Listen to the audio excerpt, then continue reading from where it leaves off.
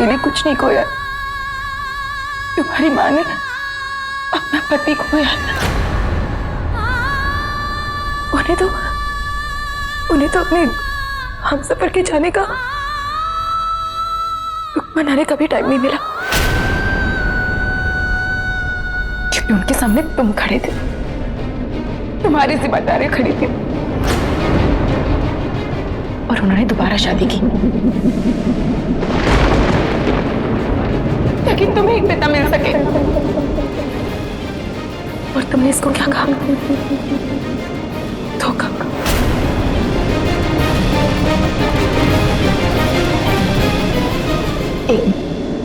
मेरी बात अब तक खत्म नहीं हुई।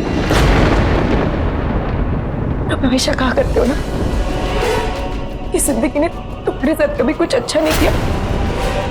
जब तुम किसी के लिए अच्छा नहीं कर सकते तो जिंदगी तुम्हारे लिए अच्छा कैसे कर सकती है? कभी देखा है अपनी माँ को? कभी देखा है वो कितने दुख में होती है? कभी सोचा तुमने जब लोगों के सामने तुम कहते हो कि ये मुझे जन्म देने वाली औरत है, सोचा ऊपर क्या बीतती होगी?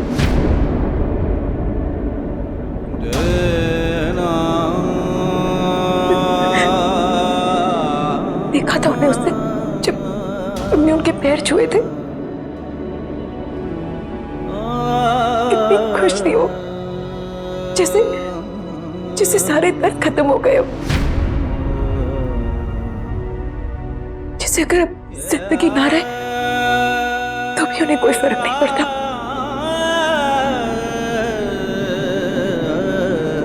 तुम जानते हो, देखा है तुमने उनके दिल में तुम्हारे लिए कितना प्यार, और इस प्यार को तुम धोखा कहोगे?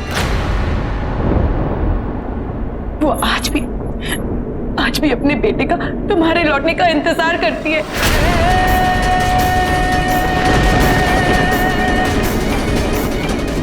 बाकी इस दुनिया में लोग हैं जो तुमसे प्यार करते हैं, और तुम उनका इम्तिहान नहीं ले सकते, उनको सजा नहीं दे सकते।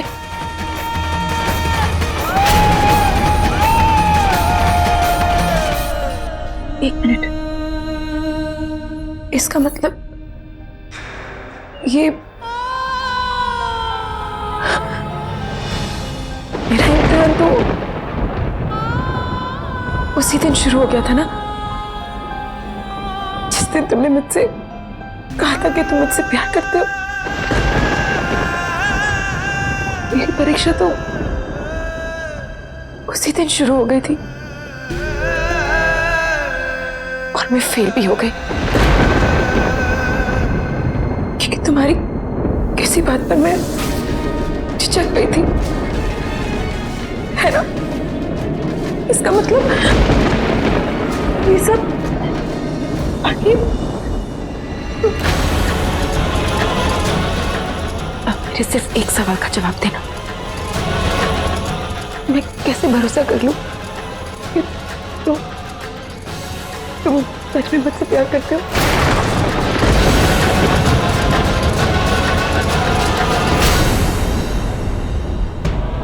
बोलो ना, क्योंकि ये सब तो मुझे एक टेस्ट लगता है, इम्तिहान लगता है।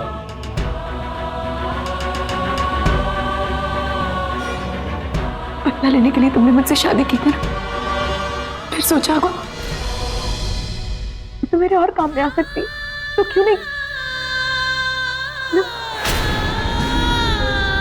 सच कह रही हूँ ना, तो लड़की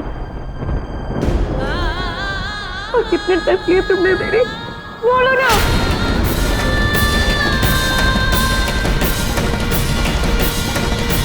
तुम मेरे फीलिंग्स के साथ खेलते थे, है ना? मतलब ये सब एक खेल था,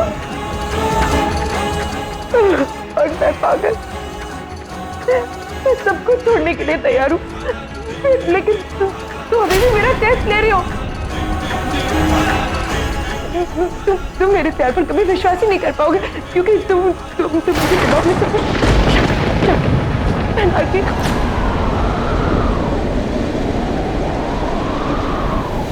जवाब दो, मैं तुमसे कुछ पूछ रहा हूँ। कोई जवाब तुम्हारे पास? बोलो आगे।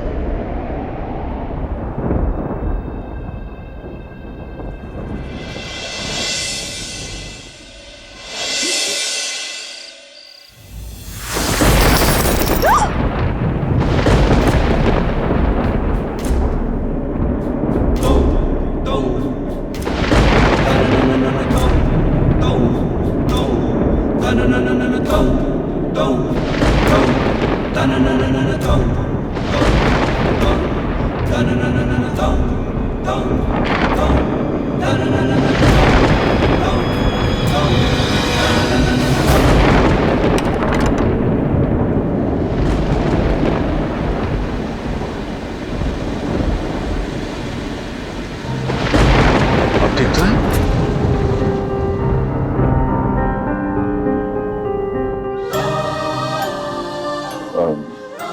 वो मैं आवाज सुनकर आया।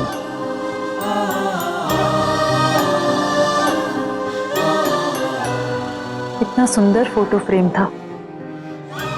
कोई बात नहीं, फोटो फ्रेम ही था, लेकिन इस फ्रेम ने जो संभाल के रखा हुआ है उसे इसने कुछ नहीं होने दिया। कल बदल देंगे।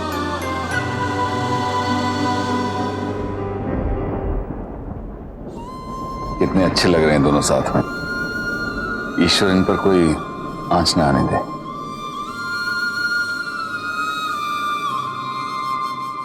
मैं भी क्या समझता था कि मेरी बेटी इस आरके के साथ नर्क जैसी जिंदगी व्यतीत कर रही है। कितना गलत था मैं।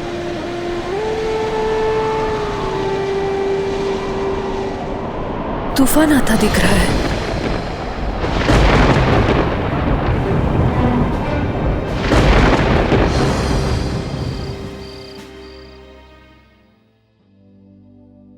मैम, आप कहीं जा रही हैं? हाँ, मंदिर जा रही हूँ। इतनी सुबह मैम?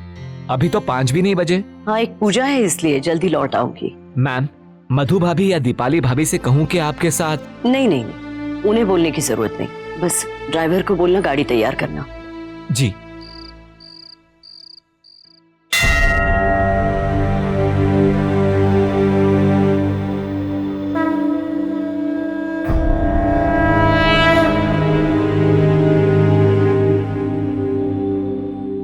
नमस्ते पंडित जी। सौभाग्यवती भाव।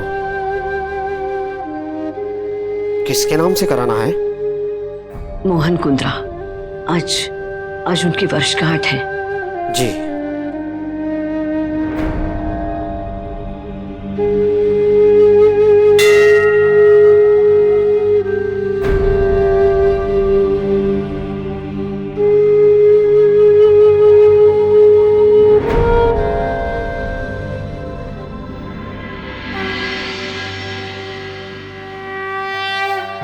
हर साल की तरह इस साल भी ऋषु के पिता की आत्मा की शांति के लिए आपके सामने प्रार्थना करने आई हूं। मेरे ऋषु का ये सौभाग्य है जो कुछ वक्त के लिए ही सही पिता के रूप में उनका साथ उसे मिला। लेकिन मैं चाहती हूं वो जहां भी होंगे ऋषु के सर पर हमेशा उनका हाथ रहेगा। मैं आज तो आपसे आभार बोलने आई हूं, क्योंकि 16 साल के बाद ऋषु मेरे जिंदगी में मेरे साथ फिर से आ रहा है। बहुत बहुत तरसीब अब्बा, लेकिन अब ये तड़प मिटने वाली है।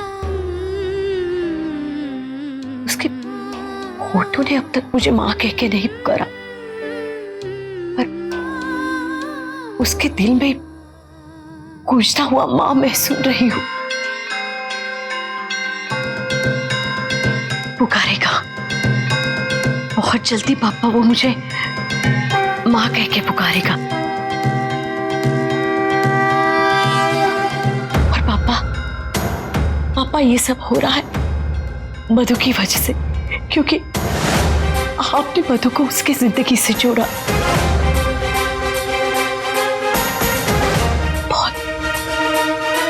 बहुत तकलीफों से गुजरे हैं दोनों।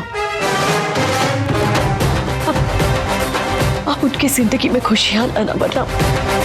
आपकी बार खूब झगड़ा करूंगी मैं आपसे। पूरा परिवार फिर से एक साथ जुड़ने का मेरा सपना पूरा कर देना मामा।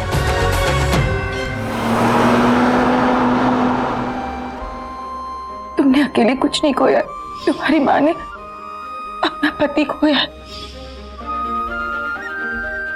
कभी देखा है अपनी माँ को? कभी देखा है वो कितने दुख में होती है जब लोगों के सामने तुम कहते हो कि ये मुझे जन्म देने वाली औरत है? सोचा उन पर क्या बीतती होगी।